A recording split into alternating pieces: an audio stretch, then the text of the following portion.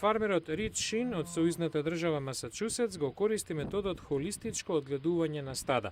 Вели со него се намалува испуштањето на јаглерод диоксидот со тоа што се враќа онаму од каде и дошол, во почвата. Холистичкото фармерство го развил биологот Алан Сейвори во Зимбабве во 1970-тите. Нагледувајќи ги стадата животни, како биволи, елени и антилопи, Сейвори забележал дека природно се движат во нови области за пасење, за разлика од домашните животни кои вообичаено се задржуваат на исто пасиште со месеци. Како резултат на тоа, домашните животни ја соголуваат почвата со растенија што го апсорбираат јаглерод диоксидот и го разоруваат земјиштето со копитата, при тоа испуштајќи го гасот од почвата. Рид Шин објаснува како го применува холистичкиот систем на својата фарма.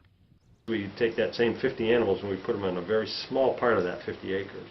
50 на животни ги ставаме на мал дел од пасиштето за еден ден. Следниот ден ги преселуваме на нов мал дел.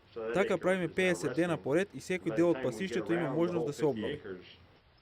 Методот го следи циклусот на природата. На почвата е потребен јаглерод од јаглерод диоксидот за да создаде хранливи состојки за здрав растителен живот. Стадата кога пасат ја соголуваат вегетацијата. Нивните копита ја газат вегетацијата и помагаат во незиното разградување, а нивниот измет служи како природно ѓубриво за да изникне нова вегетација.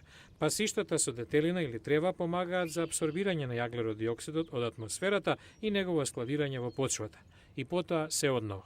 Владиниот оддел за земјоделство се надева дека новата легислатива за фармите што треба да биде усвоена наредната година ќе вклучи и потици за фармерите кои ќе го усвојат холистичкиот метод.